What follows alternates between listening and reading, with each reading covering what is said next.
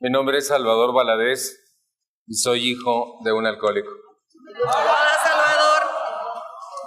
En primera instancia, quiero felicitar al Grupo Móvil El Mensajero por la invitación que me hicieron para compartir con ustedes esta noche. 6 años, se dice muy rápido, pero son muchos años y sobre todo el grupo como está, me encantó. Acabo de subir al camión en donde sesionan y estoy emocionado. Estábamos platicando con Héctor y Felipe de Fidel que he visto tantas cosas en Alcohólicos Anónimos y nunca había visto un grupo así. Así es de que 1000 felicidades, que Dios los bendiga y que les dé la fuerza para cumplir no 6, sino 60 veces 6. ¿Estará bien? 360, ¿está bien? Aunque ya nosotros no estemos aquí, que las puertas del grupo continúen abiertas para quien lo necesite entonces, como ustedes lo necesitan hoy. 1000 felicidades y 1000 gracias. Esta noche mi tema es el alcoholismo, contagio familiar. Durante los años de alcoholismo de mi padre, vivimos en situación verdaderamente adversa. Durante muchos años le reclamé a mi mamá que por qué se había casado con mi papá. Hasta un día le dije, lo único que no te perdono es que te hayas casado con él. Y volteó y me dijo, pendejo, si no me caso con él, tú no naces. Y creo que mi mamá tenía razón. Y fíjense, un buen día, mi papá y yo no nos llevábamos. De hecho, yo fui el hijo rebelde de la casa, a quien mi mamá me nombró su esposo menor para oponerme a mi papá. Y entonces hubo siempre un pique entre mi padre y yo para defender a mi madre. Cuando yo tenía 15 años, mi papá la estaba golpeando, ella estaba embarazada y me le fui encima. Y nos pegamos. Lo tiré, estaba borracho, y huí, me mentó la madre, le menté la suya, ahí estaban las dos. A mi abuela le dio el patatús. ¿Vieran qué bonito vivíamos nosotros? Y resulta que mi papá se vengó de mí y me mandó al manicomio, a la Castañeda. ¿Alguien se acuerda de la Castañeda? Allá en Mixcoac. Y estuve internado 2 meses y medio en la Castañeda por haberle pegado a mi papá. Imaginen el odio y el resentimiento que yo desarrollé ahí. ¿Quién me internó? Mi mamá. Y llorando me dijo, es que tengo otros 6 hijos, y eres tú o son ellos, y 6 son muchos. Y yo me daba cuenta, como siempre, que mi mamá estaba siendo víctima del chantaje de mi papá y lo volvía a permitir. Con los años y el tiempo que llevo en Al-Anon descubrí que normalmente el cónyuge no alcohólico en un hogar daña más a los hijos que el propio alcohólico. Mi mamá permitió cosas que nunca debieron ser permitidas. Cuando salí del manicomio, en mi casa, para explicar mi ausencia, dijeron que me fui de viaje a Europa. Así es de que tuve que leer mucho del viejo continente para presumir del pinche viajecito cuando yo regresara. Creció, con esta anécdota, creció la rabia, creció el odio, creció la distancia y la diferencia entre mi papá y yo. Cuando yo tenía 17 años me corrió de la casa. Me había corrido muchas otras veces, pero ya tenía dónde ir cuando me corrió esta vez. Y me fui. Al año mi mamá la iba a visitar clandestinamente. Pasó un año fuera de la casa y mi mamá había internado a mi papá en un hospital antialcohólico, en el Toreo de 4 Caminos. No existía ninguna de las instancias que existen hoy. Ni siquiera conocíamos de la existencia de Alcohólicos Anónimos. En aquella época, 1964, solo existían 4 grupos de Alcohólicos Anónimos en esta ciudad y no había ninguno otro en todo el país y nadie los conocía. Así es de que ni por aquí teníamos idea de que existían y además eran bien anónimos. Y total que mi mamá lo interna y voy, la visito, me dice, tu papá estaba muy grave. Mi papá había llegado a la 4ª etapa de la enfermedad, volvía sangre. Si dejaba de beber tenía delirium tremens, se peleaba con seres imaginarios, había perdido todos los valores, Y yo le decía a mi mamá, no es vida. Si me dejas, le dije yo, te divorcio de él. Y mi mamá, que estaba harta, me dijo, órale. Yo había trabajado con unos abogados y había descubierto que el alcoholismo es causal de divorcio en las leyes de nuestro país. La teníamos hecha. Fui con el abogado, hicimos la demanda de divorcio y un día antes de que mi papá saliera del sanatorio, me instalé en la casa en la que no vivía porque tenía unas ganas al día siguiente de que saliera de decirle, ¿sabes qué, hijo? Nos divorciamos de ti. Esa tarde tocaron a la casa. Era un señor desconocido. Buscaba a mi papá. Y le dijo a mi mamá, no está, ¿qué quiere? Pues soy fulano y soy alcohólico anónimo. Y mi mamá se enojó. Y le dijo, ¿y para qué quiero otro alcohólico si con el que tengo me basta y me sobra? Le dijo. El señor trató de explicar. Y dijo mi mamá, pues no está, sale mañana si quiere hablar con él.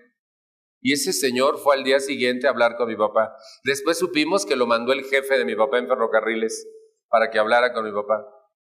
Se lo llevó a una junta que es que de Alcohólicos Anónimos. Cuando mi mamá me dijo que habían ido de Alcohólicos Anónimos, mi primer pensamiento, fue la primera vez que oí esas dos famosas palabras hoy. Y mi primer pensamiento fue, le dije a mi mamá, ándale, ahora hasta se juntan los desgraciados. Estábamos lejísimos de saber lo que iba a pasar en nuestras vidas a raíz de esa visita. Se lo llevó a la Junta de Alcohólicos Anónimos y en la noche mi papá regresó feliz de la vida. Tenía a la postre unos 44 años, era el 20 de marzo de 1964, hace 44 años. Y llegó con un cuento chino, que había un grupo de hombres y mujeres que se reunían para mantenerse sobrios y lo lograban, y que le habían enseñado algo muy importante, que el alcoholismo era una enfermedad. ¿Qué? Hagan de cuenta que me insultó. Me paré con todo y acta de divorcio y le grité, ahora resulta que estás enfermo, fíjate, y que te tenemos que perdonar todas las fregaderas que nos has hecho. Fíjate que no a otro con ese cuento. Y me salí huyendo de mi casa. Mi papá me alcanzó y me pidió que me quedara a vivir con ellos. Y como de eso pedía mi limosna, pues me quedé. ¿Saben? Todos los familiares de los alcohólicos soñamos con hacer que dejen de beber. Porque creemos que si logramos que dejen de beber, todos nuestros problemas se van a acabar. Mi papá no volvió a beber nunca hasta el día de su muerte. 21 años después. Pero no se acabó ningún problema. Al contrario, hubo más problemas con su sobriedad que durante su ebriedad. Muchos más. Habíamos soñado que se deshacía todo. Los familiares de los alcohólicos tenemos el mejor chivo expiatorio del planeta Tierra, un alcohólico. A él le podemos culpar de todo lo que nos pasa. Absolutamente todo. Él es el desgraciado. Nosotros tenemos en Al-Anon un folleto que escribe un reverendo, el reverendo Kellerman, que fue gran amigo de AA y Al-Anon, y él dice que en un hogar alcohólico quienes hacemos más daño somos los familiares. Dice que el alcoholismo se puede ampliar tantos y tantos años, no gracias al alcohólico o a la enfermedad en sí misma, sino a la interacción activa de los que estamos alrededor de un alcohólico. Que si nosotros no hiciéramos todo lo que hacemos, por reponerlo, por sostenerlo, por permitirle las mentiras, la agresión, el gobierno absoluto. Él dice, un alcohólico hará lo que se le dé la gana para demostrarse que no depende, pero no permitirá que su familia haga nada que él no autorice. Y la familia lo permite. Ellos mienten por el alcohólico, pagan por el alcohólico, lo sacan de la cárcel, lo reponen, dice, como un adulto maduro siendo un niño con ropaje de adulto. Y es gracias a la interacción de la familia que él puede seguir bebiendo impunemente. Una de las cosas que aprendí en Al-Anon es que hay que hacer 3 cosas con nuestro alcohólico. Amarlo profundamente, comprenderlo. Para comprenderlo tenemos que comprender la índole de la enfermedad que padece y dejar que enfrente solo las consecuencias de sus actos. Mientras nosotros, y más por por angustia y miedo que por amor les resolvemos. Porque si pudiéramos, los matábamos. ¿Cierto o no es cierto? Aquí hay familiares de alcohólicos, veo muchos. ¿Podríamos alzar la mano los que deseamos que se murieran, por favor, si son tan amables?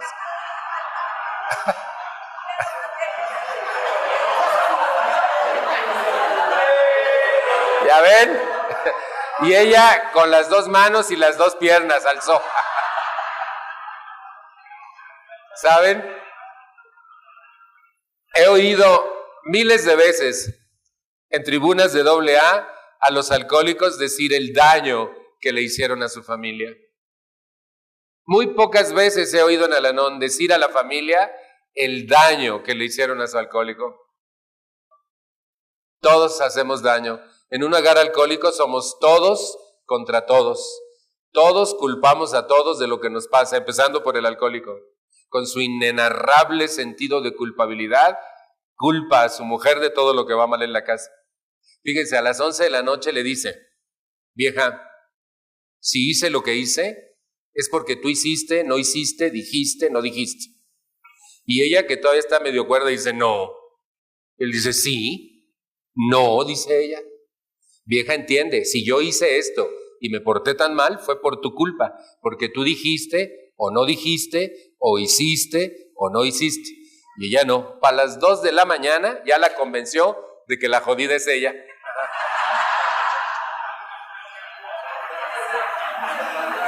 Y hasta se siente culpable de a de veras ella. Y después de que ya la convenció de que la jodida es ella, de lo que él hizo, la perdona.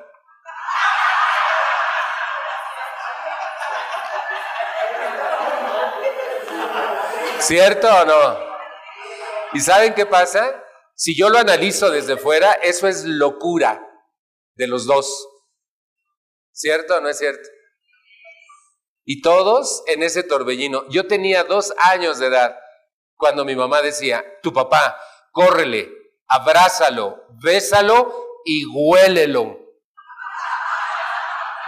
Y yo era un chiquillo y corría con mi papá me levantaba en brazos y yo... Ajá. Mi mamá a la expectativa. Si le decía que sí olía, se desmoronaba. Si le decía que no olía, se ponía bien. Pero me mandaba. Con los años, ni siquiera tuve que acercarme a olerlo. Aprendimos a olerlo a larga distancia. Y no huelen igual el primer día que empiezan a beber que el quinto. Y cuando están crudos, huelen peor, como a descompuestos. Ajá. Es impresionante vivir junto a un alcohólico. En mi casa, mi papá siempre fue el rey y nosotros sus súbditos. Y nos maltrataba. Decía que nos mataba con este dedo. Y él decía, mi papá era un misógino, que lo que más le gustaba en la vida era el tequila. Luego las carnitas de puerco y en tercer lugar las mujeres. Imagínense si no sería un misógino. Ajá. ¿Saben? A raíz de su entrada en Alcohólicos Anónimos, cambiaron pocas cosas. Se iba todas las noches, se ponía su traje, mi papá era dandy, y se iba a su grupo. Él entró a un grupo que se llamaba Distrito Federal, de los únicos 4 que había en aquella época. Y después formaron un grupo, el Grupo Merced, que era un grupo gigantesco. Y después de ahí fueron al Grupo Santa María y un montón de cosas que hicieron, pero todos los días se iba a su grupo. Y yo empezaba a fregar a mi mamá. Ahí está. Antes nunca estaba porque estaba borracho. Ahora nunca está porque está con los Alcohólicos Anónimos. ¿Qué ganamos nosotros, la familia? A ver, ¿qué ganamos? Y el día que no se arreglaba para irse a su junta, tras de mi mamá, ¿se va a quedar? ¿Qué se queda a hacer? Que se largue a su junta.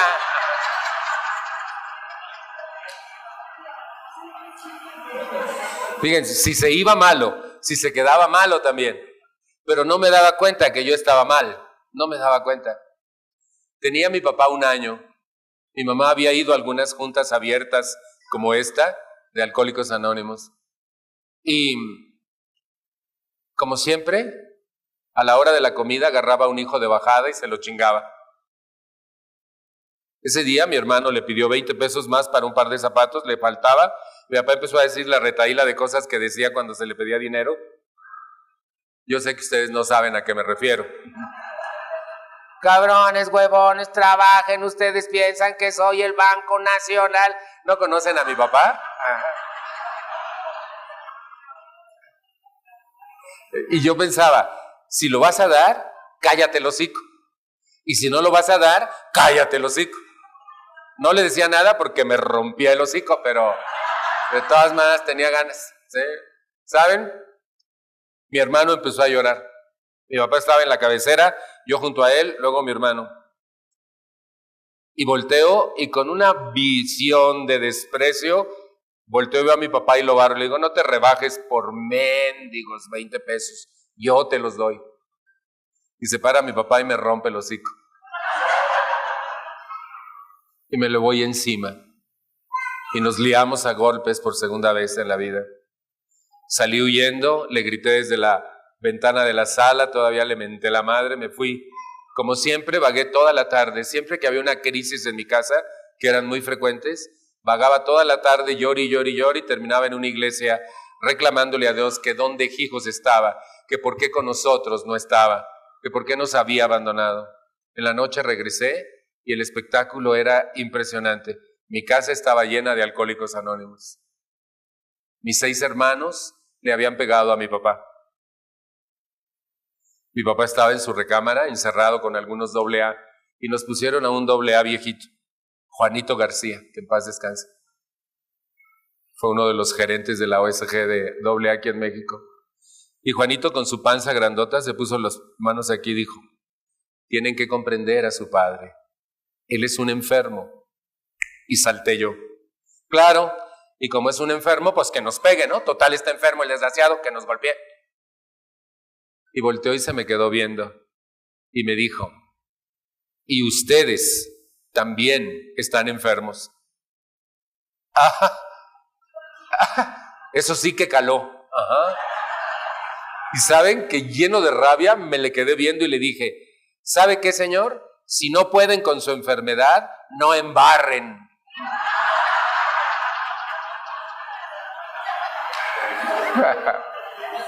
Fue la primera noticia que tuve de que los familiares de los alcohólicos estábamos gravemente enfermos. No lo creí. No lo creí. Hoy sé muchas cosas de esta enfermedad.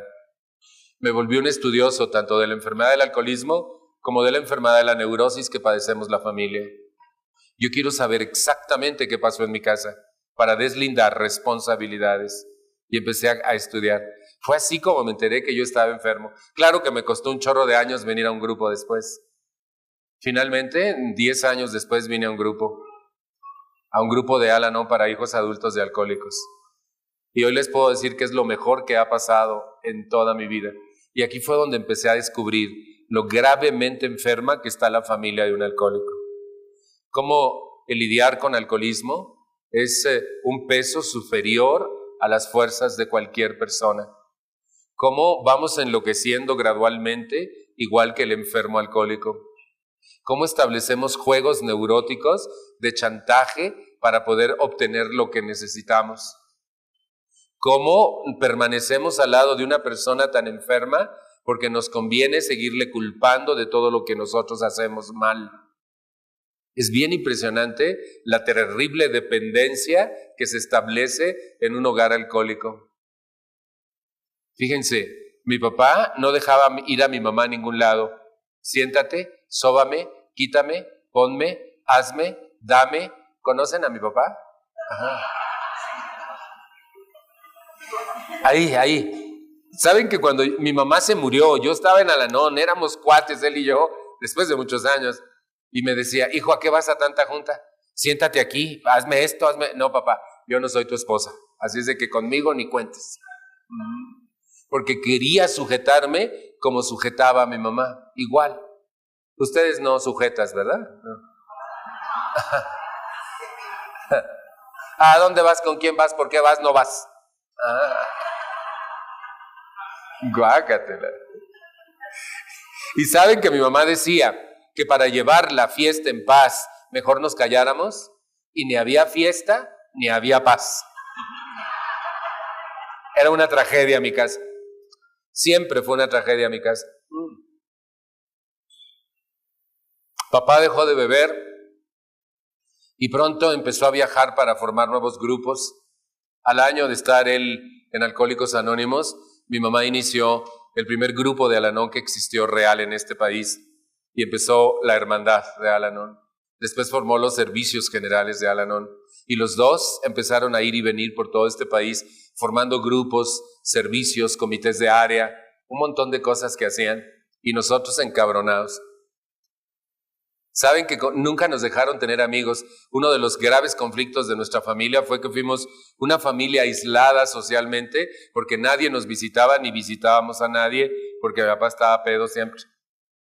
Y de pronto ellos llenan la casa de Alcohólicos Anónimos y de Alanonas y a nosotros no nos dejaron. Y en vez de darnos gusto que ahora tenemos una casa llena de gente, nos da rabia que a nosotros nunca nos dejaron. Y mis hermanos y yo poníamos la escoba detrás de la puerta para que se largaran rápido.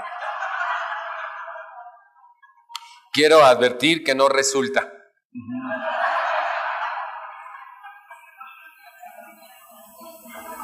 Miren, de pronto vives con un hombre que no conoces. De pronto vive él con una familia que descubre lo odia. Éramos 9 y 8 en contra de él. Y él se defiende. Y en vez de hablar, de aprender, de solucionar, seguimos complicando todo. Mi mamá nos obliga a ir a sus reuniones de aniversario cada año para cargar los tamales y el atole. Mi papá se festejaba en el Grupo Merced en esos primeros años y era muchísima gente, era un local enorme y yo me paraba hasta atrás en la pared de atrás y mi papá de su traje hasta enfrente, su amigo que coordinaba un pastelón ahí y toda la junta era Panchito por aquí, Panchito por allá, mi compadre Pancho, felicidades Pancho, amigo Pancho, padrino Pancho, tu familia debe estar orgullosa Pancho, y yo hasta atrás, pinche Pancho. Pero cuando diga el coordinador que pase alguien de la familia, voy a pasar yo y les voy a platicar 2 días en la casa con él para que se enteren de lo que hace el pinche Pancho. Y saben que cuando el coordinador decía, bueno, ahora voy a pedir a uno de los integrantes de la familia de Panchito que pase, yo me quedaba ya como pegado con la loca del pinche miedo de pasar. Y pasaba mi mamá y agradecía y se emocionaba y lloraba. Y yo encabronado hasta allá atrás. 8 años hice eso. Y nunca pasé, y cada año lo planeé. Y además planeé qué les iba a decir de todo lo que nos hacía en la casa. Todo, para que supieran la clase de cucaracha que era, que no los engañara. ¿Saben? Fue hasta que vine a un grupo que empecé a vislumbrar una vida distinta. Y yo vine a Al-Anon casi loco. Yo creo que la gran tragedia de mi vida era vivir tan mal pensando que vivía bien. Fíjense, hoy sé todo lo que implica ser hijo de un alcohólico. Somos en el planeta los seres con 3 veces más probabilidades que ningún otro ser humano en el mundo de convertirnos en alcohólicos, científicamente comprobado. Muchísimos alcohólicos provienen de hogares alcohólicos, una inmensa mayoría. La mayoría de esposas casadas con alcohólicos provienen de un hogar alcohólico, son hijas de un alcohólico. Eso es impresionante, pero nunca le damos una visión específica. El alcohólico es la estrella de la película gacha. Mientras bebía, el rey y nosotros sus súbditos. Cuando dejó de beber, siguió siendo el rey y nosotros sus súbditos. Fue hasta que vine a Al-Anon que me enteré que los hijos de rey somos príncipes. Y las esposas de rey, señoras, reinas. Así es de que reclamen su corona. Está bueno, ¿no? Fíjense. Mi primera junta de Al-Anon, una muchacha dijo que estábamos neuróticos y eso también caló, como el día que el Señor me dijo que estábamos enfermos, Cuando me dijeron que estaba neurótico me puse grave. Levanté mi mano en mi primera reunión y le dije al que coordinaba, me van a perdonar, pero los locos son ustedes. Y me puse en guardia por aquello de que me contestan. No me contestaron. El cuate los vio y les dijo,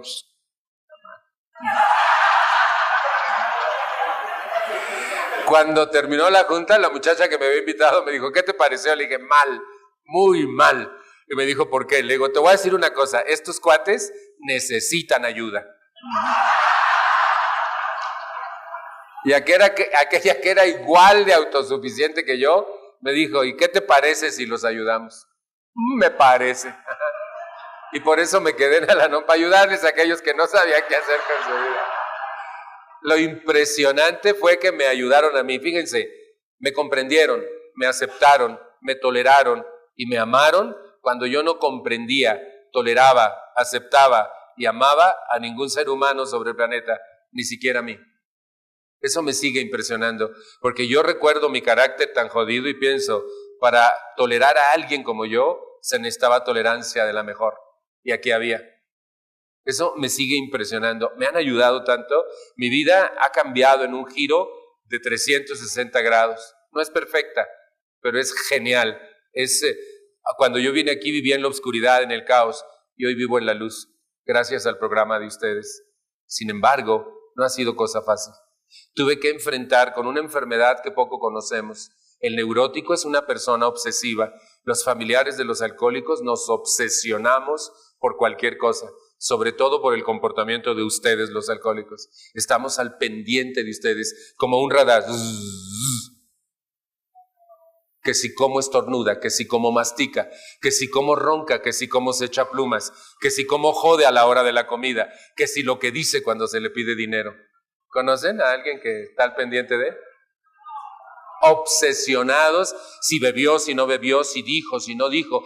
Tu papá, decía mi mamá, miren, mi papá metía la llave en la cerradura de la puerta, solo la llave, el sonido de una llave, y nosotros podíamos estar viendo tele, jugando, peleando a gusto, pero oíamos el sonido de la llave y decía, mi papá, tu papá, decía mi mamá, y todo el mundo se tensaba y desaparecía.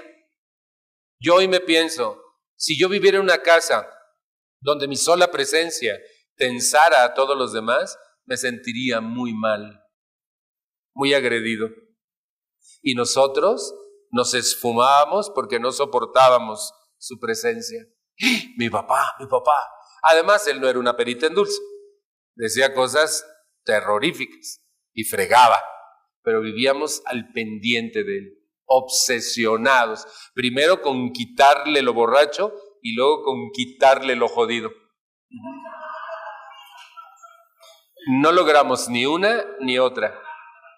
¿Saben qué pasó? Alcohólicos Anónimos en una sola noche logró lo que nosotros no en 20 años. En una sola noche. Y eso nos hizo resentirnos con los Alcohólicos Anónimos. No sé si a algún familiar de alcohólico le pasó esto. Para no sentirme tan solo, por favor, sí. A los que les pasó, si son tan amables. Sí. ¿Cómo? Dice, 8 internamientos psiquiátricos, nos separamos de él, una vez con camisa de fuerza, hasta dijeron que estaba embrujado y lo llevamos a dar una limpia. Esa sí me gustaba porque cuando la viejita lo limpiaba, crudo, porque de otra manera no iba, crudo. Y ahí estaba mi papá, que era chaparrito, y así tembloroso todavía por la cruda, y la viejita rezaba y lo limpiaba, le daba la vuelta y lo barría con el ramo que teníamos que comprar en el mercado de Sonora.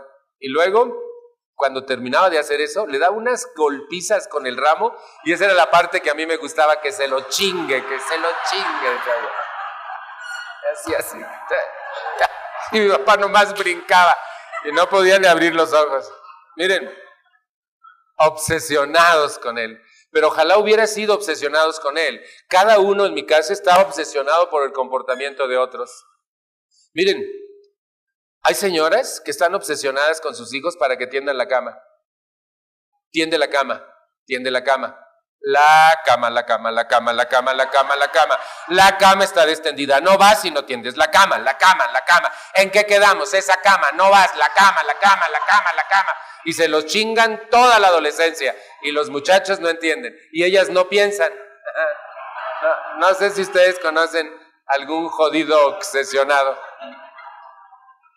El otro día en Culiacán me pidieron hablar de obsesiones precisamente y les decía, fíjense, un cerebro humano puede generar miles de ideas en un solo día, pero una persona obsesiva piensa miles de veces la misma cosa en un solo día. ¿No vino? Me dijeron que iban a venir 4, pero creo que no han llegado. ¿Saben? Descubro entonces que uno de nuestros más graves conflictos es la obsesión. Obsesionados por cualquier cosa, hasta por una chamarra que vimos. La chamarra, es que no me quedó la chamarra, voy a buscar la chamarra, a lo mejor si me acompañas de otro lado para... Señor, no tiene la chamarra de mi talla, la chamarra.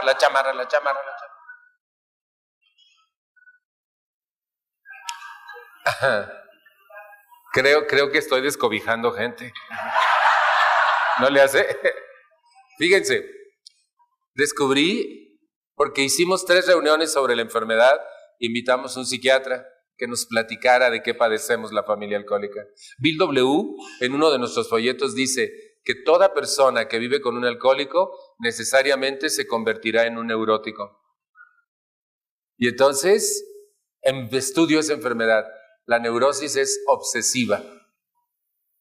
Nos volvemos obsesivos. Incluso, por ejemplo, perseguimos al alcohólico. Tus hijos te necesitan, nunca estás. Antes nunca estabas. ¿Qué les digo? Atrás. Chingue. No sé si ustedes conocen. Les digo a mis compañeras de Al-Anon que a veces yo veo señoras en Al-Anon que veo tan mal que yo digo, si esta fuera mi mujer, yo estaría borracho siempre.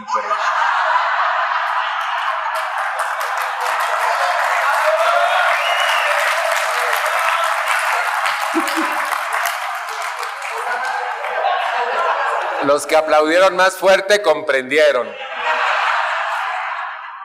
Fíjense, otro rasgo de nuestra enfermedad, cómo la familia está afectada. Y todo esto es una dinámica familiar enferma. La histeria.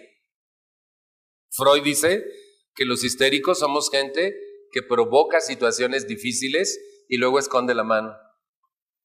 Y que la histeria se viste de miles de máscaras. Por ejemplo, la mujer que llora y dice, no, váyanse sin mí, yo aquí me quedo.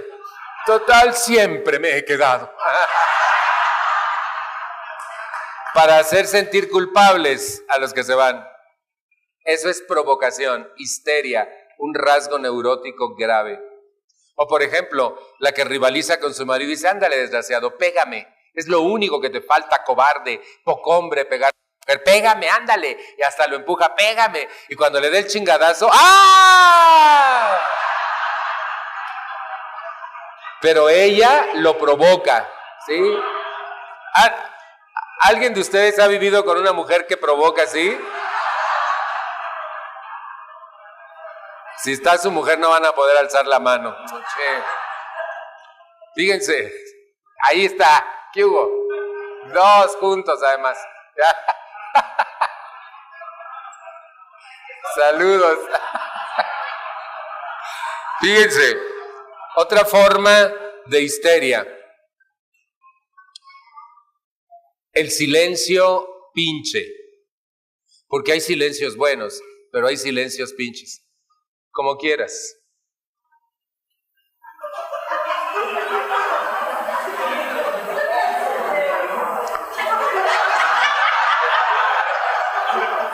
¿Conocen? O los tonos de voz pinches. ¿Cenas? Sí conocen las víboras de cascabel, ¿verdad? Provocación. La forma, las lágrimas también son una forma de provocación. No, ¿qué tiene? Nada. O por ejemplo, dices, vieja, ¿qué opinas? ¿Y para qué quieres que opines si de todas maneras se ha de ser lo que tú quieres? ¿Qué? Nada, estoy rezando, que no puedo rezar en mi casa. Provocación. Fíjense, Mi forma favorita de desquiciar a mi papá, colgarle la jeta. Mi papá quiere hablar conmigo y yo me siento enfrente de él más o menos así.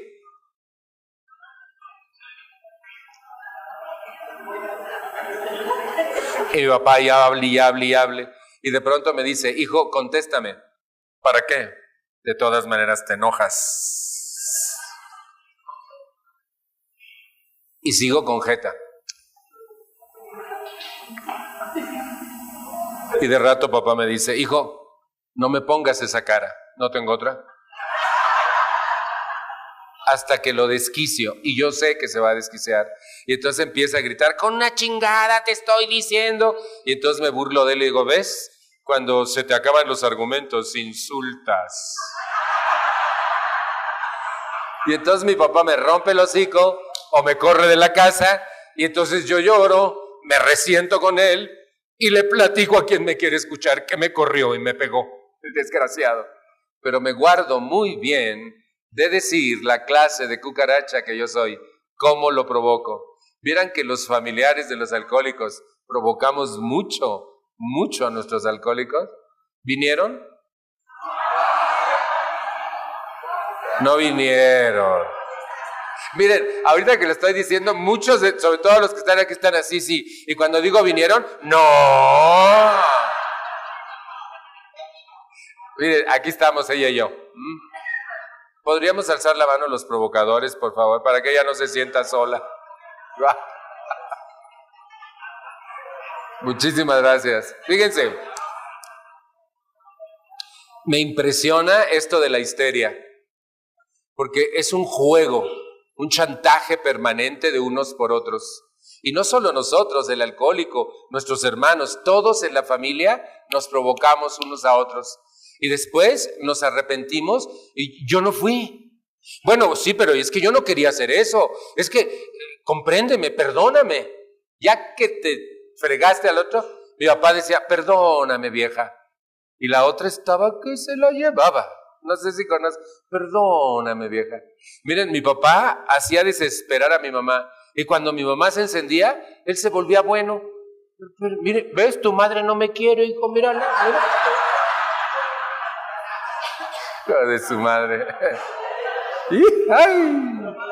¿Saben? Cuando recuerdo todas esas cosas, ahora festivamente veo qué locura en mi hogar, qué locura en una familia alcohólica.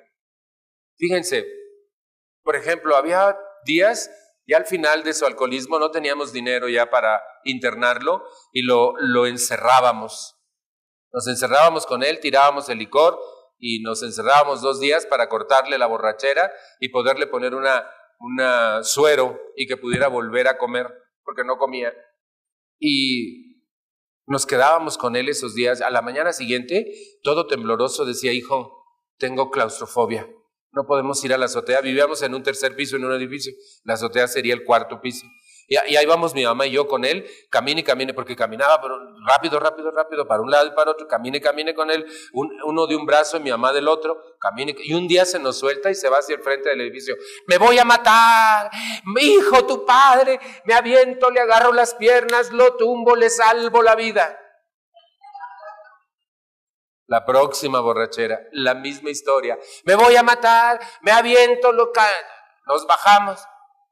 ¿Saben cuántas veces nos hizo eso? 10. Y no nos dábamos cuenta. La 10ª vez mi mamá estaba harta y le dijo, mátate. ¡Brum! Se detuvo y con lágrimas en los ojos dijo, ¿ves, hijo? Tu madre no me quiere.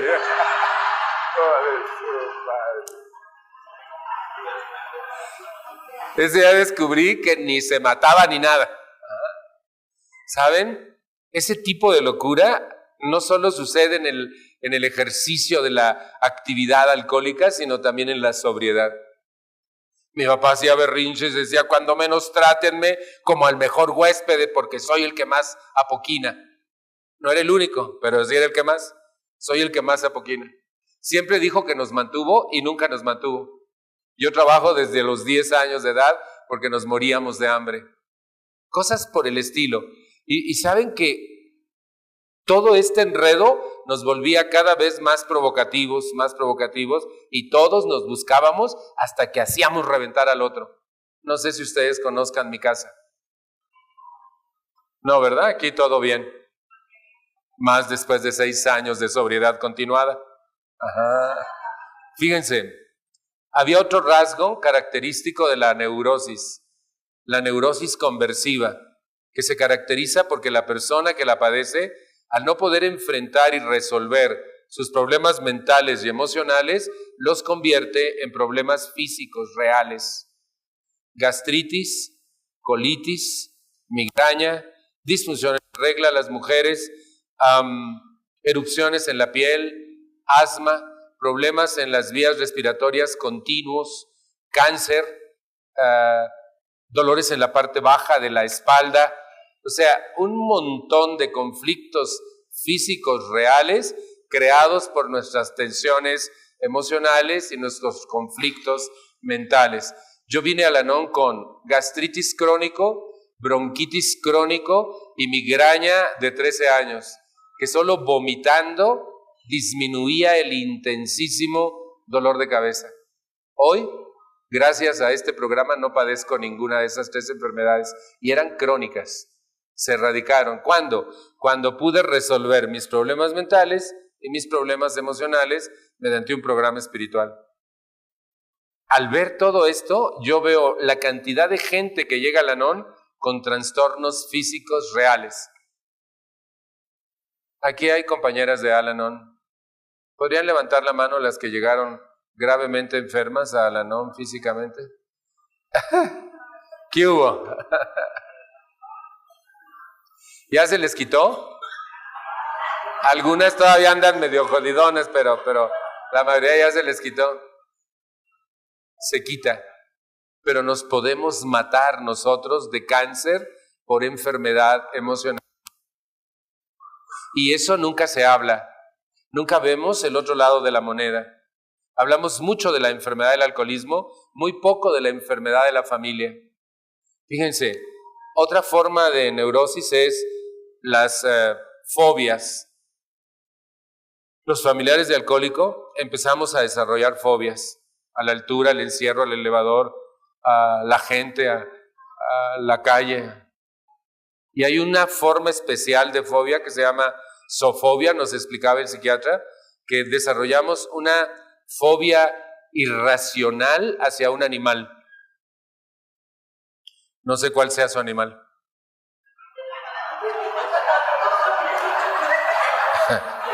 ¿Vieron cómo sí? Yo tengo una amiga, a la nona, que le tiene fobia a las arañas. Un día pegó un grito y yo solté lo que estaba haciendo y corrí hasta donde ella estaba. Estaba paralizada. Es una mujer enorme, gorda, con unas manos mucho más grandes que las mías y estaba paralizada. Le digo, ¿qué pasa? Ahí, me dijo. Y volteo y busco y no veo nada. Le digo, no encuentro qué pase. La araña, me dijo. Y era una arañita así, efectivamente. Ajá. Y entonces volteo y le digo, ¿ya te diste cuenta de tu tamaño y del tamaño de ese animal? No te burles, me dijo. No me estoy burlando, trato de ayudar. Fíjate, ella, por más que brinque, corra o teja, no te puede hacer nada. Y tú con el simple movimiento de un dedo y la araña chupó faros. Y fíjate, un animalito de este tamaño te tiene petrificada. Eso es neurosis. Ella tiene un hijo que tiene fobia terrible a los perros. Lo paraliza la presencia de un perro. ¿Saben qué hizo? Le compró uno de esos aparatos que emiten un sonido inaudible al oído humano, pero que espanta a los perros. Y él trae el aparato. Y en vez de ayudarle a resolver su fobia, se la fijó más. Qué abusada, ¿verdad? Es impresionante lo que esta enfermedad puede hacernos. Somos gente que en lugar de razonar, reacciona. No pensamos antes de hablar, no razonamos. Primero actuamos y después razonamos. Ya la regué, no le hubiera dicho tal cosa. ¿Por qué hice esto? Hasta que después nos damos cuenta que la regamos. Entonces somos gente que reacciona en vez de usar la razón. Yo siento que el programa lo que hace es ayudar a un ser humano a emplear la razón y a deshacerse de la reacción. Tenemos una serie de mecanismos de defensa, igual que ustedes los alcohólicos, y vamos defendiéndonos de la vida con estos mecanismos, pero de manera enferma. Por ejemplo, la ira. La ira se convierte en un mecanismo neurótico. Al-Anon dice, usted tiene derecho a enojarse, pero no tiene derecho a dañar a nadie con su enojo, ni siquiera a usted mismo. Y normalmente hacemos dos cosas con el enojo. Nos lo tragamos y nos creamos angustia, o se lo damos a los demás y los fregamos. Hay una parte de nuestra literatura que dice textualmente, si usted quiere fregar a alguien, friegue el piso. ¿Qué hubo? Si friegas el piso, se te ve el enojo. No te lo tragas y no se lo das a nadie. Pero cuando el enojo se desfasa y usted se enoja por todo y con todos continuamente, así, pero no registra sus enojos. Miren, yo estaba enojado cuando vine al grupo, de 30 días, 40. Tenía que pedirle prestado al mes que entra para estar encabronado. Pero eran como tantos y tan rápidos que no registraba que era enojón. Y si ustedes me preguntaban, ¿eres enojón? No, me hacen enojar. Son los desgraciados que viven a mi alrededor. Pero no podía admitir que yo soy una persona con un conflicto de neurosis al usar el enojo como una defensa. Fíjense, me enojaba porque me despertaban, porque me hacían ruido, porque me ganaban el baño, porque se comían el pan que yo quería, porque le subían al radio cuando yo le bajaba, porque le ponían en la tele programas idiotas, porque me veían, ¿qué? ¿Soy yo me parezco? Y porque no me veían, claro, a nadie le importo. Estaba enojado con mis pelos lacios, mis índices chuecos, mi cara cacariza, con mi papá por borracho, con mi mamá por mensa, con Dios por ausente, con mi abuela la buena porque no venía y con la mala porque no se largaba. Estaba enojado con cada uno de mis hermanos porque, y estaba enojado con la vida y con Dios y con México y con el planeta Tierra y con el calor, pinche calor, y con la lluvia, pinche lluvia, y con el frío, pinche frío. ¿Conocen a alguien que está enojado siempre?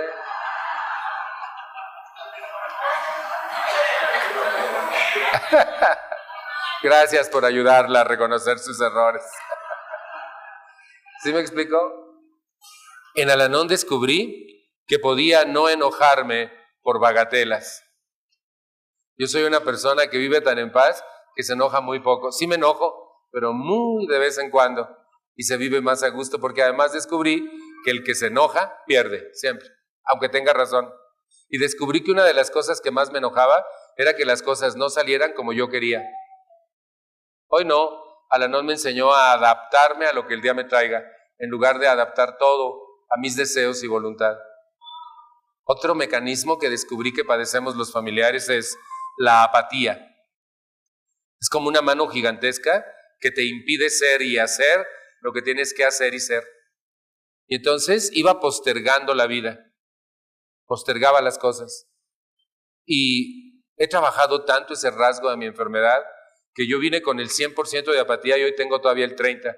Les voy a explicar algo. Todavía me lo generan los trámites. Yo podía arreglar algo aquí y no lo arreglaba. Lo podía arreglar aquí y no lo arreglaba. Lo podía arreglar aquí y no lo arreglaba. Pero cuando llegaba aquí y ya no había otra alternativa, corría y lo arreglaba y bien, pero con adrenalinazo. Por ejemplo, pagar el recibo de la luz el día que te la van a cortar. Ajá. ¿Conocen a alguien tan jodido como yo? Postergar la vida. Cuando ya no te queda otra, corres, pero, señor, ¿se fue el corte? ¡Córrale! ¡Le van a... ¡Córrele! ¿Por qué no la pagué antes? Por un rasgo neurótico grave. Por ejemplo, la señora ve las cortinas y dice, las cortinas, esta semana las lavo. 15 días después, las cortinas, pero es que no he tenido tiempo. Como está ocupada sufriendo y metiéndose en lo que no le importa, pues no tenía tiempo. 2 meses después, Las cortinas. ¿Saben cuándo las lava? Para la Navidad. Eso es apatía. ¿Y vieran cómo nos pasa a las familias alcohólicas esto? Yo he visto, el otro día estuve hospedado en una casa en algún punto de este país y mi anfitriona me dice, Salva, acuérdate que esa silla es la que se cae. Porque hacía un año que estuve a punto de sentarme y esa no se cae, Salvador. Ok, al año siguiente, es la que se cae. Chingay, ¿por qué no la han arreglado? Conozco casas en las que hay ahí un tablón precioso que el señor ya va a poner en la cocina hace 3 años. ¿Han visto eso? Apatía. Y eso es muy grave, porque eso hace que postergues la vida, que no vivas. Y además genera sentimientos de culpabilidad. Otro rasgo, un mecanismo de defensa terrible, pero benigno, decía el psiquiatra, que nos permite no sufrir tanto, es el olvido. El familiar de un alcohólico nunca encuentra sus llaves. Y va de un lugar a otro de su casa y dice, ¿a qué venía yo? ¿A qué venía yo? Y tiene que desandar lo andado para recordar. Guarda algo también guardado que cuando lo busca no lo encuentra. Y le pecha pleito. ¿Quién lo agarró? ¿Por qué se meten con mis cosas? Y a los 3 días que lo encuentra donde él lo puso, se queda calladote porque como ya pasó a rasurar a todos, deja la plancha conectada, se le queman los frijoles, se le tira la leche. Y para llamar a un hijo le dice el nombre de todos, menos del hijo que quiere llamar. Porque se le olvidó. ¿Conocen a mi mamá? Y cuando finalmente tú te enteras que esa tía quien quiere hablar, te dice, pásame la esa que está encima del S. Ajá. O sea, descriptiva y elocuente. Ajá. Miren, yo conozco gente que ha olvidado un hijo en algún lado. ¿Aquí también? ¿Podrían levantar su mano quienes han olvidado hijos? ¡Ay! Miren, en el grupo tenemos una lectura diaria y le piden a alguien leer la lectura. Fíjense, todos sus sentidos en juego. Lee. Y cuando termina de leer, se le olvida lo que acaba de leer. Y yo pregunto, ¿dejaría el cerebro en la casa o cómo? Es bien impresionante. Esto nos crea graves conflictos. Yo le decía a mi mamá, ¿te das cuenta que mi papá siempre pide lo que a ti se te olvida? Y que creas verdaderos conflictos por tu olvido, pero jamás van a oír al familiar de un alcohólico decir, por mis olvidos yo provoco todas estas situaciones. Van a oírle decir, se encabronó por un pinche traje que se me olvidó en la tintorería. O sea, el desgraciado va a seguir siendo él, pero no tú con tus olvidos. ¿Conocen? Miren, llega a tal grado, porque decía el psiquiatra que pueden ser desde pequeños olvidos hasta lagunas mentales. Bueno, ¿qué digo lagunas? Océanos. Ajá. Fíjense, llega a tales grados que estás hablando con alguien y se te borra el cassette y le dices, ¿qué te estaba diciendo? Y el otro que está igual peor, ¿qué me estabas diciendo? Señas de que no te escuchaba.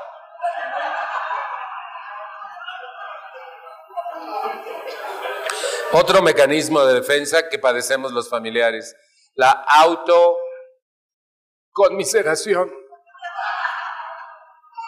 que es más o menos así.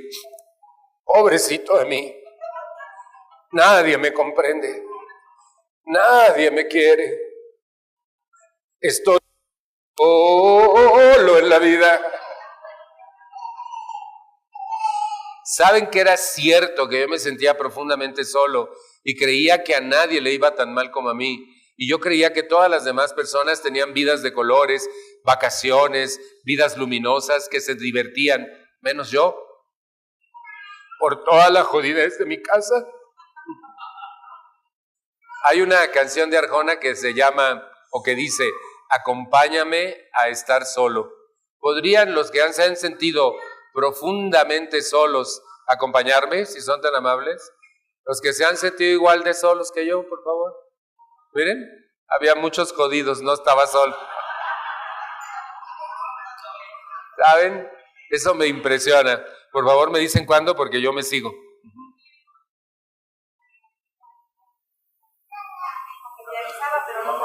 No nos han avisado. Qué bueno que se vaya. Yo sigo. Ajá. Fíjense, otro mecanismo de defensa, la autojustificación. El familiar de un alcohólico así, de manera automática, va a justificar todo lo que hace mal y va a buscar a qué o a quién echarle la culpa. Un ejemplo, un día mi hermana, la menor, con su brusquedad, tira un reloj que está en la mesa de centro de la sala y cae el reloj, se deshace, un despertador. Y estábamos todos y le dice a mi mamá, mira nada más muchacha, ya rompiste ese reloj. Y voltea a mi hermana y dice, yo no fui. Hija, te acabamos de ver todos, tú fuiste. Yo no fui, ¿quién lo puso ahí? Y dijo otra de mis hermanas, yo lo traje porque tenía que ver la hora para algo. ¿Ven? Yo no lo hubiera roto y no lo hubiera tirado si ella no lo hubiera puesto ahí. Sé que yo no tengo la culpa. La culpa la tiene ella que lo puso mal puesto. ¿Conocen al familiar de un alcohólico que así miren? Alanón me enseñó a través del 10º paso a no justificarme, a admitir espontáneamente mis faltas en el momento de reconocerlas, a no justificarme. Y eso ha sido un crecimiento extraordinario. Fíjense, y el gran mecanismo de defensa de la familia alcohólica, la negación. No solo el alcohólico niega cuánto bebe, niega cada cuándo bebe, niega que el alcohol sea un problema, niega que le esté afectando alguna fase de su vida, niega que es alcohólico y niega que ha hecho el menor daño a su familia. También la familia niega. Por ejemplo, dice Kellerman, la esposa de un alcohólico le dice, esta es la última vez que te permito. Y le permite 25 años más. Y vino hoy.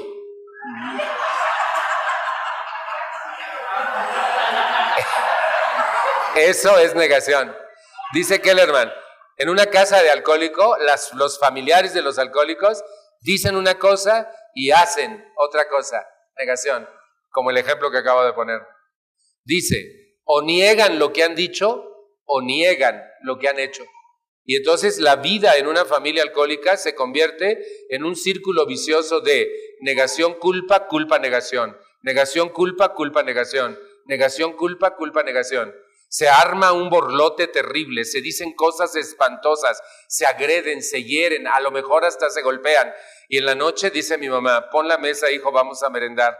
Y no puedes volver a hablar de lo que pasó. Hay que callarse, negar, aquí no pasa nada. Hijo, por favor, cállate, es tu padre. ¿Cuál padre? Tú cállate. Bueno. Y no podemos decir ni hacer nada. Permanecemos en la negación absoluta. Dice Kellerman, la negación hay que romperla. Hay que hablar de lo que está pasando en nuestras vidas. Dejar de callar, dejar de negar. Esto está lastimando, esto no me gusta, esto es incorrecto. Mi papá tenía muchos conflictos con el dinero. Y yo ya en Al-Anon un día hablé con él sobre una cantidad y me dijo 750. Le dije, papá, son 700. 750, déjalo en 750. Mi papá siempre redondeaba. Siempre. Eran 850 y decía, ponle 1000. Y esa vez, por primera vez, sin pelear, le dije, fíjate, si hubiéramos guardado todo lo que has redondeado, seríamos millonarios. Tanto año exagerando las cuentas. ¿No vino mi papá? Papá.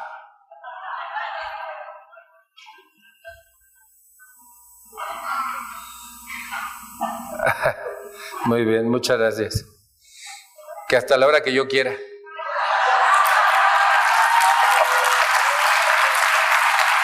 Fíjense, eso me va a dar chance solo para hablar de hijos de alcohólicos. Me interesa hablarles de esto.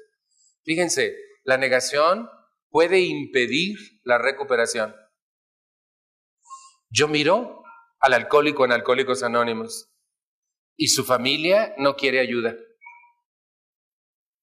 Y el alcohólico huye de esa casa jodida. Va porque tiene que llegar, pero la gente allí sigue igual de enferma y no comprende lo que él está haciendo. A veces viene la esposa del alcohólico Al-Anon y él la AA, y los hijos no queremos ayuda. Y a veces 7 friegan a 2 y los hacen tambalear. Muchas veces nosotros podemos crear un conflicto tan grave como cuando había alcoholismo activo por falta de ayuda. Incluso miren, cuando yo vine al Al-Anon, 1973, hace ya 34 años, los AA no querían a los Al-Anon. No, en aquella época. Y decían, no mandes a tu vieja porque te la van a cambiar. Pero en aquella época, he dicho. Ajá. Y saben que nosotros iniciamos una campaña desde la Oficina de Servicios Generales de Al-Anon para informar a AA sobre Al-Anon, para decirles que no venimos a hablar mal de ustedes, que venimos a vernoslas con nosotros mismos, que venimos porque estamos gravemente enfermos, que necesitamos tanta ayuda como ustedes en Alcohólicos Anónimos, que ustedes no son la única estrella enferma, sino que nosotros también estamos estrellados y que necesitamos la misma ayuda. Miren, hasta 1980, jamás en la historia de la humanidad se había estudiado a los hijos de los alcohólicos. La doctora Claudia Black hace un estudio con 2,000 hijos adultos de alcohólicos. La misma cantidad que usó el doctor Jelinek en la OMS para estudiar a los alcohólicos y su enfermedad. La doctora Black consigna todo su descubrimiento, porque sigue trabajando con ellos hasta el día de hoy, en un libro que se llama Eso no me sucederá. Después vienen otros científicos de los Estados Unidos y Europa y empiezan a descorrer el telón sobre la grave enfermedad de los hijos de los alcohólicos. Está comprobado que somos el único ser en un hogar alcohólico que no puede decidir por sí mismo, que no tiene opciones, que se tiene que chutar toda la enfermedad y callado para que no le vaya tan peor. Si eres esposa de un alcohólico o esposo de una alcohólica, te puedes divorciar. Si eres padre o madre de una alcohólica o alcohólico, puedes estar harto y separarlo de tu vida. Si eres su hermano, hasta le puedes dejar de hablar. Pero si eres su hijo, no te puedes quitar de ahí y te tienes que chutar toda la enfermedad sin discutir, porque si discutes o te rebelas como yo lo hice, te va peor. La doctora Black descubre, los hijos de los alcohólicos desarrollan un sistema para sobrevivir. Los hijos de alcohólicos estamos considerados sobrevivientes del caos. Hagan de cuenta que nacimos en una tempestad y hemos tenido que agarrar una pequeña tablita para llegar vivos a la edad adulta.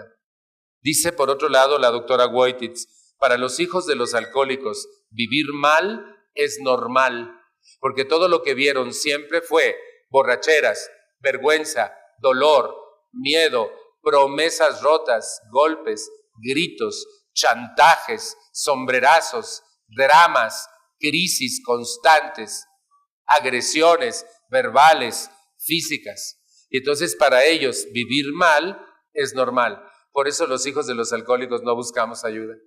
En este país hay 3,100 grupos de Al-Anon registrados. De ellos, solo 500 son de hijos de alcohólicos. Cuando somos más hijos de alcohólicos que alcohólicos y que esposas de alcohólicos. Cuando menos 3 veces más. Y si en este país hay aproximadamente 16,000 grupos de alcohólicos anónimos, tendríamos que ser 48,000, 50 y tantos mil grupos de hijos de alcohólicos, y no lo somos. Incluso les voy a demostrar algo patético. Voy a suplicar que me ayuden.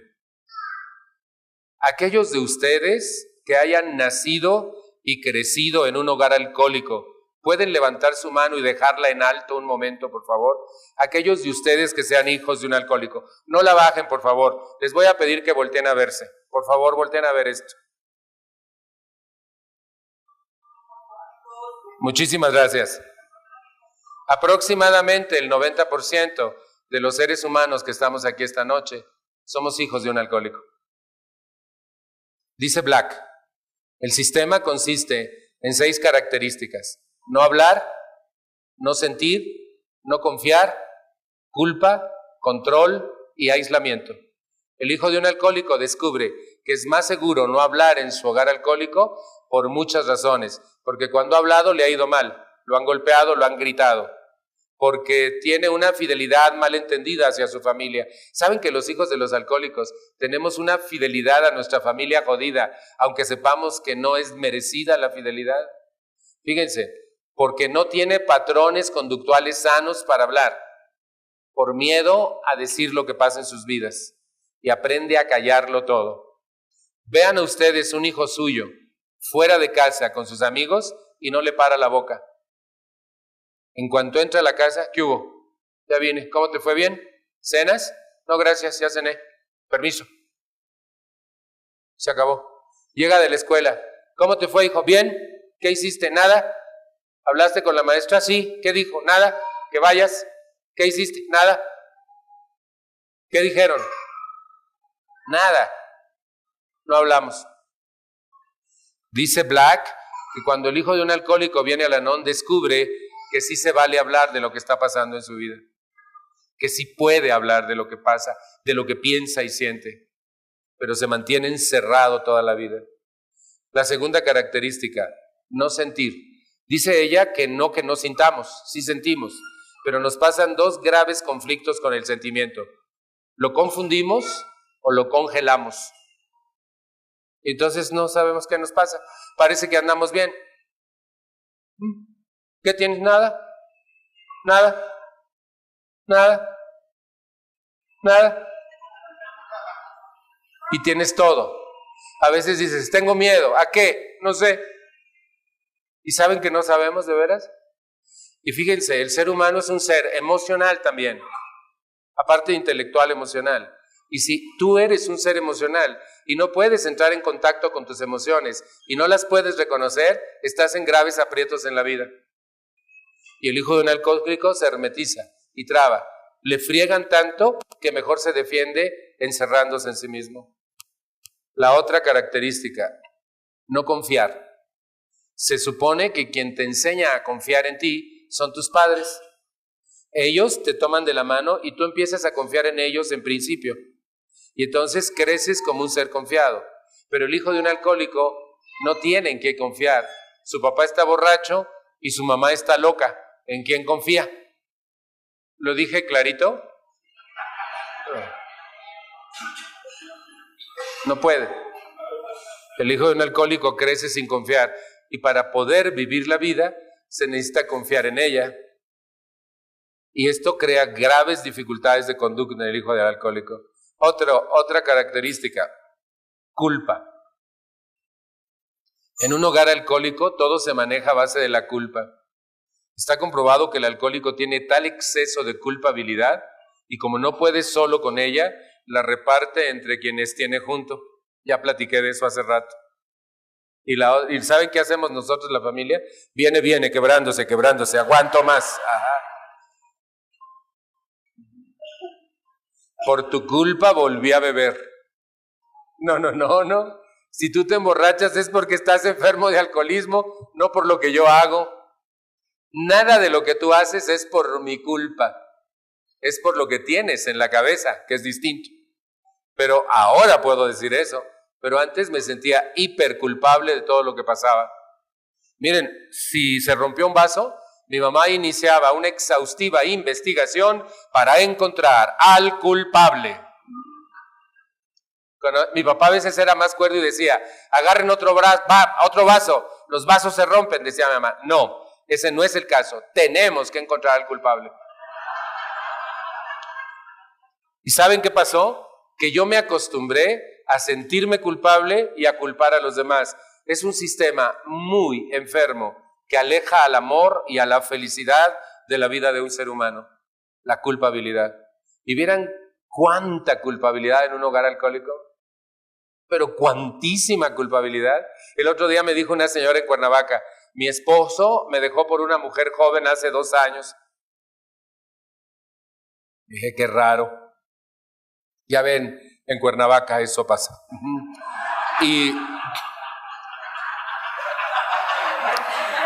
Y me dice, y ahora regresa y me pide ayuda. Mi pregunta es, Salvador, ¿lo ayudo? Le digo, es que depende de la ayuda. Vivir en mi casa y que yo lo cuide. Guau, le digo, ¿tú quieres vivir con un hombre que te engañó, que te abandonó y que ahora regresa para que tú lo arregles? ¿Por qué no lo arregla la otra? Porque la otra no quiere. Entonces aquí está la mensa que sí quiere. Le digo, dime una cosa, ¿te engañó alguna otra vez? Y su respuesta fue, 17 veces.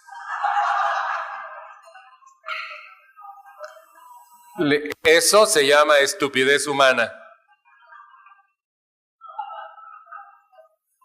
Antier en Tapalpa, Jalisco, a donde estuve este fin de semana en un aniversario de Al-Anon, me dieron un tema inusitado, infidelidad. Claro que yo les expliqué que eso solo pasa en Bosnia, Herzegovina, en la Europa Oriental. Muy interesante. ¿Saben? Es impresionante cómo nosotros, los hijos de los alcohólicos, podemos culparnos y culpar a everybody. Y cómo los alcohólicos culpan a todo el mundo. Y las esposas de los alcohólicos culpan. Y todo mundo culpa. Al-Anon dice, es un sistema muy enfermo, pero muy eficaz. Porque puede usted evadir la enorme responsabilidad de ser usted y tiene a quien culpar de su jodidez. En vez de hacerse cargo de su adultez y componerse, puede seguir culpando a los demás. ¿Y saben que eso le pasa muchísimo también a los alcohólicos? Culpar, culpar, culpar, culpar. Porque es una forma como de eximirse de tanta carga jodida. Y eso no ayuda a crecer, impide el amor y la felicidad. Otra de las características de los hijos, control. Esta es la palabra que hoy me da más risa en la vida. Pero en un hogar alcohólico, todo mundo quiere controlar a todo el mundo. El alcohólico controla a todos, casi siempre por el terror. ¿Han visto? Esta es mi casa, y a quien no le guste, la puerta está muy ancha, decía mi papá.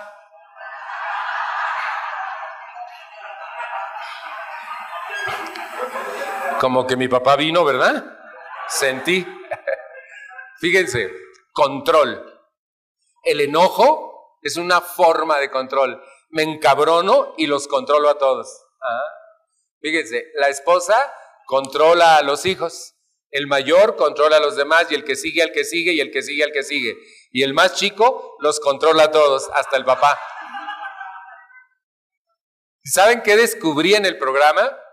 La pérdida inútil de vida que implica controlar a otro ser humano. ¿Les puedo pedir un favor? ¿Podrían levantar la mano aquellos de ustedes que han tratado de cambiar a otro bajo el control, si son tan amables? Sí. Casi unanimidad.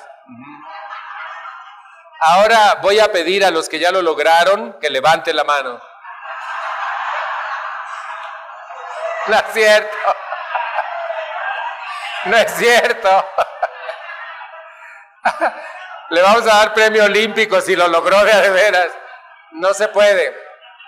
Fíjense, ¿saben qué pasa? El otro grita, pero no te controla. Nadie logra controlar a nadie, ni cambiar a nadie, nunca.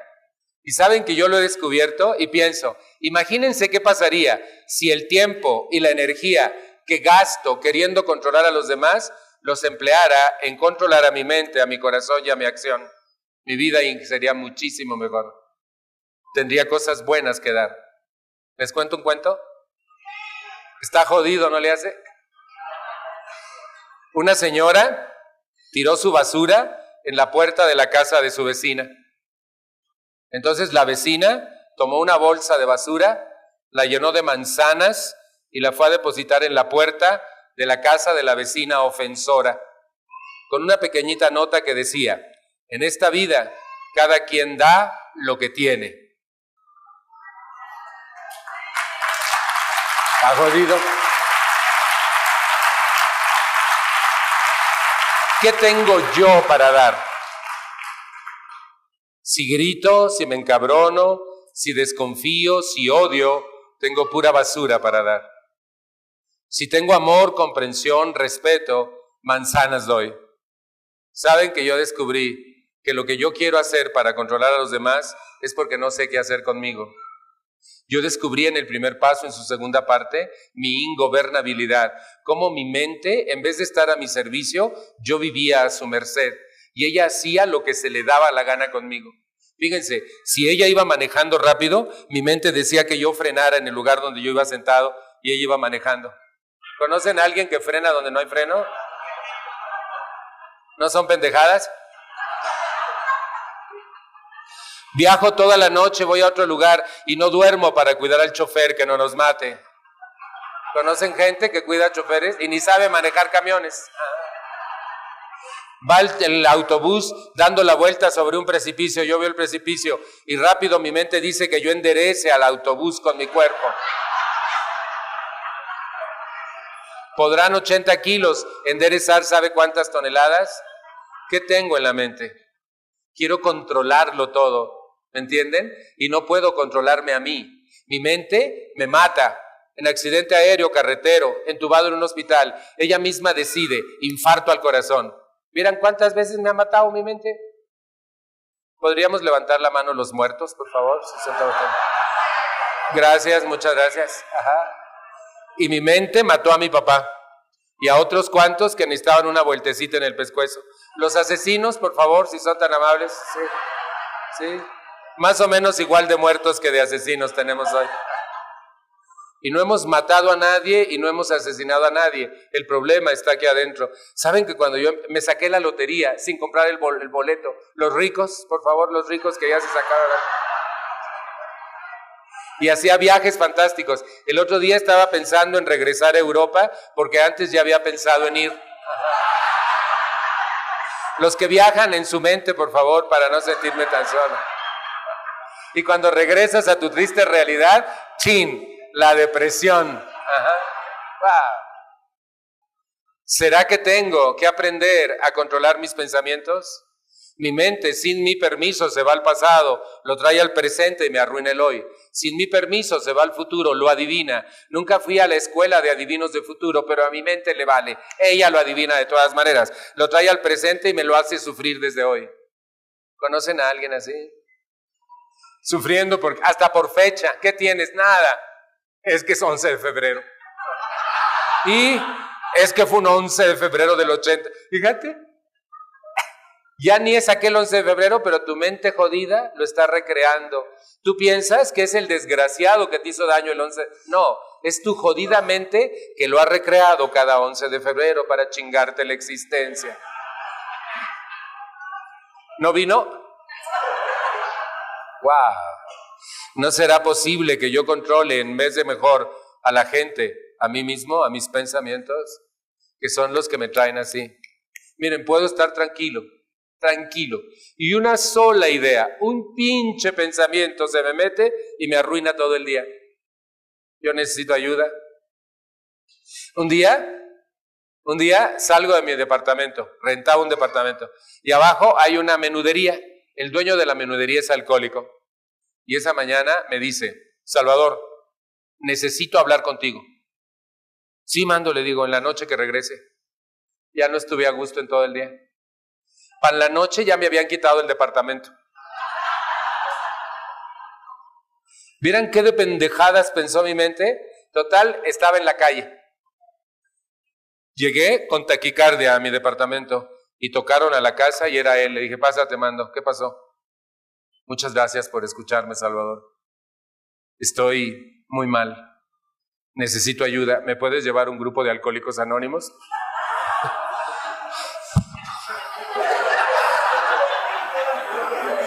Y mi mente me destruyó y él quería ayuda.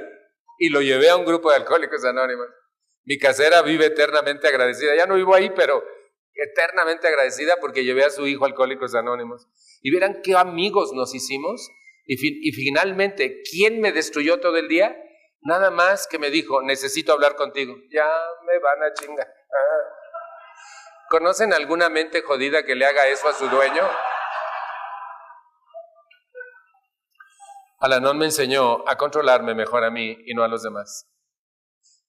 Fíjense, la última, aislamiento. Estés donde estés, con quien estés, en la discoteca, en esta enorme reunión, si eres hijo de un alcohólico, te vas a sentir aislado de los demás. Incluso te van a decir, vente para acá. No, aquí estoy bien, gracias. ¿Quieres más? No, gracias, ya me llené, aunque te estés muriendo de hambre. Aislamiento. Y te sientes distinto a los demás, solo, diferente, aislado, como que no encajas. Estés en donde estés. El hijo de un alcohólico necesita ayuda urgente y permanente. Black dice, los hijos de los alcohólicos tienen 3 destinos inequívocos: casarse con alcohólicos, fármacodependientes o neuróticos, ser alcohólicos ellos mismos, o ser gente de conducta inadecuada para el resto de nuestra vida, sin deberla ni temerla, solo por haber nacido en un hogar alcohólico, sin haber elegido nada. El hijo de un alcohólico tiene unas características impresionantes. Boitis dice, tienen siempre que estar adivinando qué es normal. El hijo de un alcohólico no sabe qué es normal. El hijo de un alcohólico es súper responsable o súper irresponsable. Nada de términos medios, extremos. Vive en la ambivalencia. Por eso tienes un hijo que modelo de virtud y otro que quisieras meterlo a la correccional, desgraciado. Pero no te das cuenta que es por su característica de ser hijo de un alcohólico y que en vez de regaños necesita ayuda urgente y permanente. El hijo de un alcohólico tiene una enorme incapacidad de relacionarse. Le cuesta mucho trabajo relacionarse, sobre todo en pareja, porque el modelo de pareja que tiene está jodidísimo. ¿Cierto o no? El hijo de un alcohólico pasa demasiado tiempo arreglando las cosas que no tienen arreglo y se juzga a sí mismo con una severidad tremenda. Los hijos de alcohólico nos cuesta mucho trabajo divertirnos, muchísimo trabajo. Miren, yo recuerdo una fiesta, a mí me gusta mucho bailar, están tocando las mejores, mis pies me bailan, pero mis miedos me impiden sacar a bailar a una muchacha. Y me dice, ¿vas a bailar? Sí, ahorita voy. Y en mis tiempos había unas canciones bellísimas. ¿Les canto una? Quítate ya de aquí, perro lanudo, déjame estar solo con mi novia. ¿A poco no está elocuentísima? Estoy bailando yo solo porque no me atrevo. Y cuando finalmente me atrevo a ir a sacar a alguien, está la pista de baile. Antes se usaban mucho las pistas, ¿se acuerdan? El Maxims, todos esos salones del Club France. Y yo iba a todos esos lugares. Y entonces estaba la pista y empezaba a empujar a la gente con permiso, para entrar al fondo de la pista. Porque si me quedaba en la orilla, sentía que todo el mundo me miraba. Si estaba demasiado lleno y no me podía meter, entonces empezaba a bailar, pero me sentía tan a disgusto y hasta me equivocaba cuando yo bailaba bien. Y mejor la volteaba a ella para que la miraran a ella y no a mí. ¿Alguien ha hecho esto? Para no sentirme tan solo, por favor. Me encanta no estar solo en lo jodido y tampoco en lo recuperado. Eso me gusta mucho. Miren, el caso es que los hijos de los alcohólicos somos seres devastados y necesitamos ayuda. Black nos tipifica en 4 grandes grupos: el hijo responsable, el hijo conciliador, el hijo adaptador y el hijo de conducta inadecuada. Fíjense, está descubierto científicamente que en un hogar tan caótico como el alcohólico, los hijos cuando empiezan a crecer, empiezan a formar equilibrios falsos y aparece como que la familia sí funciona. El hijo responsable, dice Black, es un niño de 9 años entrados a 30. Dijo mi mamá un día, aquí están los papeles, agarra mi bata y mis chanclas, van a ser tu hermano, ve por un taxi, me tienes que llevar al hospital. Y yo empecé a llorar y a temblar, y mi papá, tu papá está borracho, me tienes que internar tú. Fui por el taxi, me llevé a mi mamá, ese día me nombró su esposo menor. No hubo ceremonia, nomás me lanzó la responsabilidad. ¿Sí? Llegamos al hospital, mi papá tenía el Hospital Colonia, allá en la Colonia Juárez, no en la Cuauhtémoc, que es donde yo nací, que era de ferrocarriles. Y entonces el mostrador del hospital me llegaba aquí. A mi mamá se la llevaron corriendo que porque ahí en la fuente, que había un chorrito. Ajá. Yo tenía 9 años de edad, pero no importaba. Si el hombre de la casa estaba borracho, el siguiente señor, o sea yo, ya estaba listo para enfrentar y resolver. Mi mamá me obligó. Al día siguiente me dijeron que había sido niña. Y a los 2 días salí con mi nueva hija y mi esposa recién parida y tomar un taxi para regresar a la casa. A los 2 días mi papá se enteró que era papá nuevamente.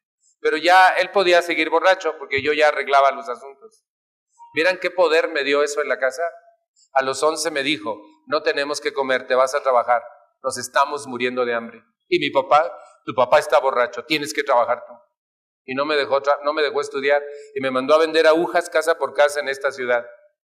Así crecí yo. A los 13 años, mi papá me sacó de vender agujas y me mandó con un abogado para pagar la última cena de Navidad que él debía. Y mi papá empezó a utilizarme para pagar sus deudas.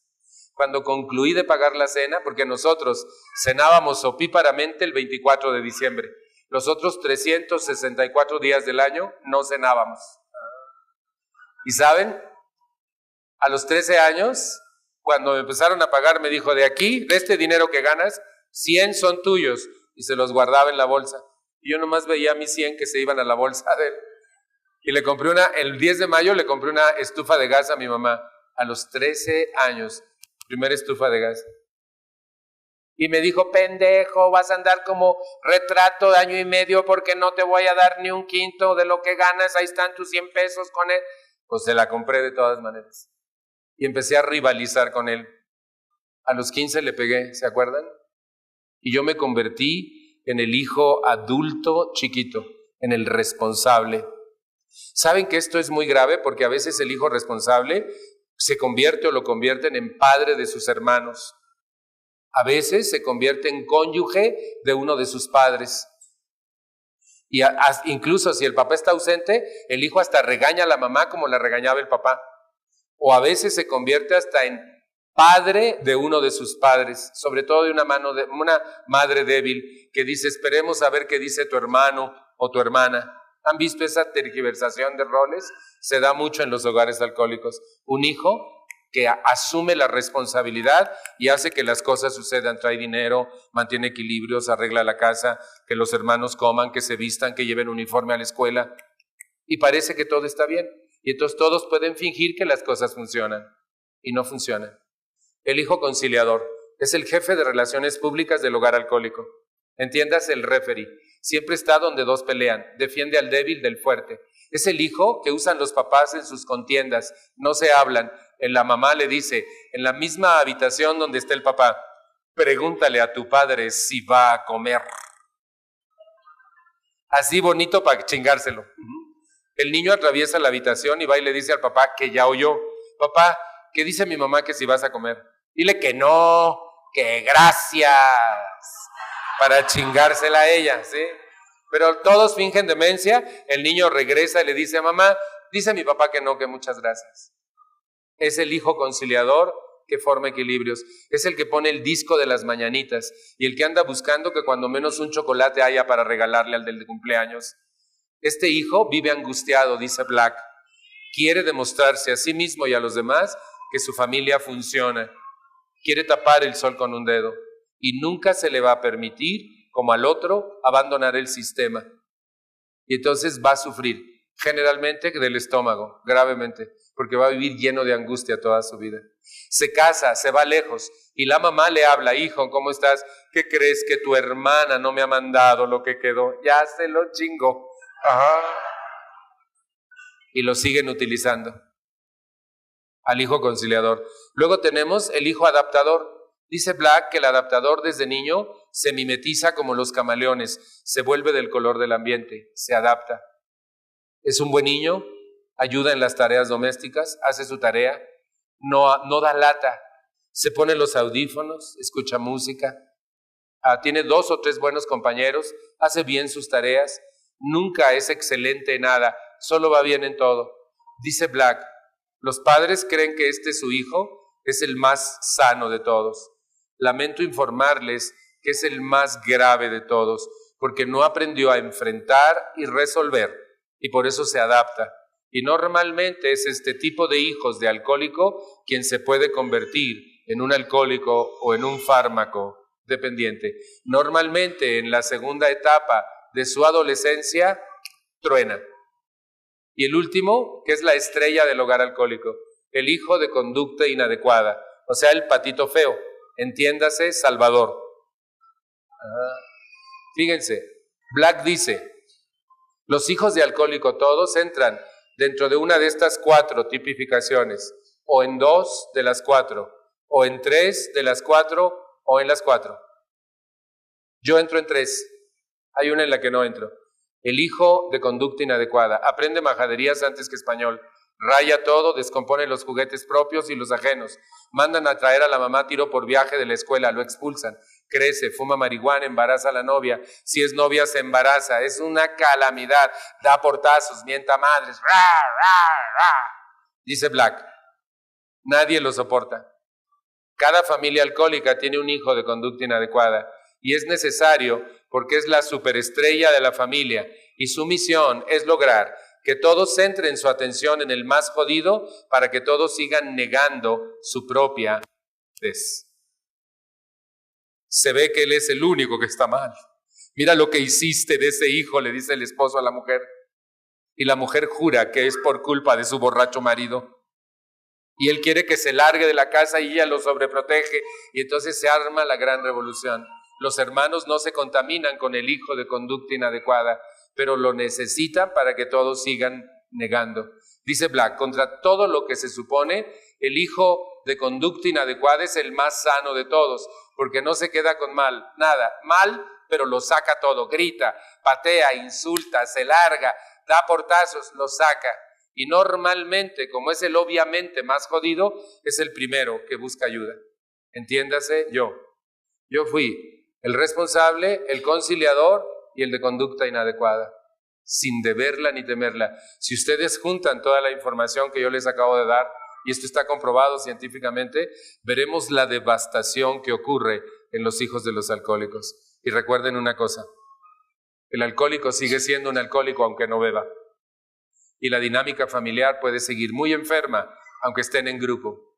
Así es de que sería interesante mejorar nuestras propias conductas y aprender más sobre nuestras propias problemáticas. La familia de un alcohólico es una familia gravemente enferma que necesita tanta ayuda como el propio alcohólico. Y para eso existen los grupos de familia Al-Anon.